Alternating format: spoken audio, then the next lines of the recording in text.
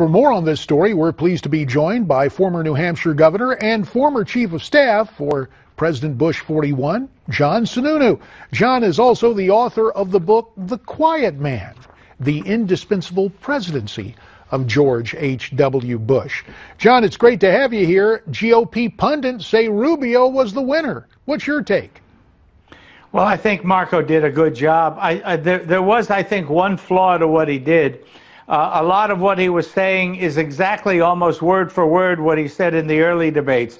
So if this was your first debate to watch, he looked exceptionally good. But if you had watched the others, I think you're beginning to think that some of his phrases are wearing thin. I think he's got to recognize that's happening and get himself ready for the next debate.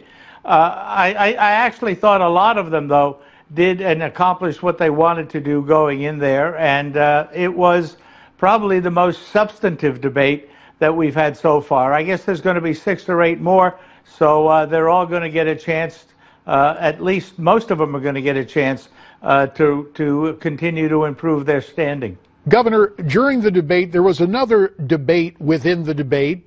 The two senators, Cruz and Rubio, indirectly taking shots at each other. Senator Cruz saying he'd seek to rectify the country's finances by eliminating, quote, corporate welfare like sugar subsidies. Of course, Marco Rubio, being from Florida, backs sugar subsidies. He has ties to sugar magnate Pepe Fanjul. Is this a hint of a coming showdown between these two senators? Well, look, I thought the more interesting related exchange was the one between Marco Rubio and Rand Paul, where Marco Rubio accused Rand Paul of being an isolationist, and I think you're going to see a lot more of that one. I think all the candidates on that platform are committed to cutting spending.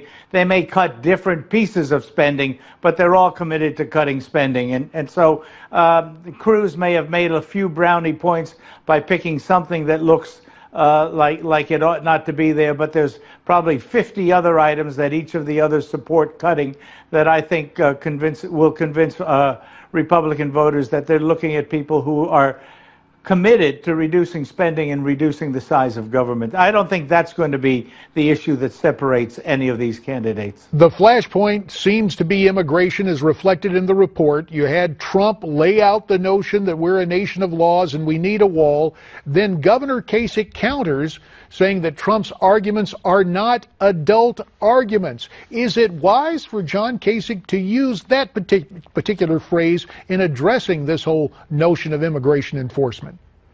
Well, again, I think we have to look at what all the candidates agree on. Every single one of them agrees on closing the border. There's not anybody there that doesn't agree on closing the border. They may not call it a wall, but they are all committed to spending the money that's necessary to seal the border. And that's important for Republicans involved in the primary process to remember. At least we've got commitment as a party on that basic issue.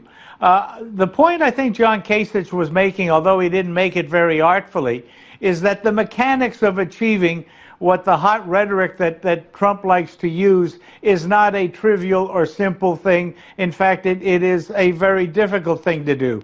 I think what he should have done is challenged, if he wanted to raise that issue, is challenge Trump to explain how he's going to collect 11 million people and how he's going to get them out of the country. It is not a simple issue. And if you want to get the brownie points for the hot rhetoric, then you ought to be able to deal with it in detail, and Kasich should have challenged him on the detail. I actually think Trump and Carson really demonstrated at this debate that they really don't have the capacity to talk in detail about the issues. And yet they continue to lead with bold strokes, broad strokes, and the big picture. John Sununu, we thank you for your time. The name of John's new book again is The Quiet Man, The Indispensable Presidency of George H.W. Bush.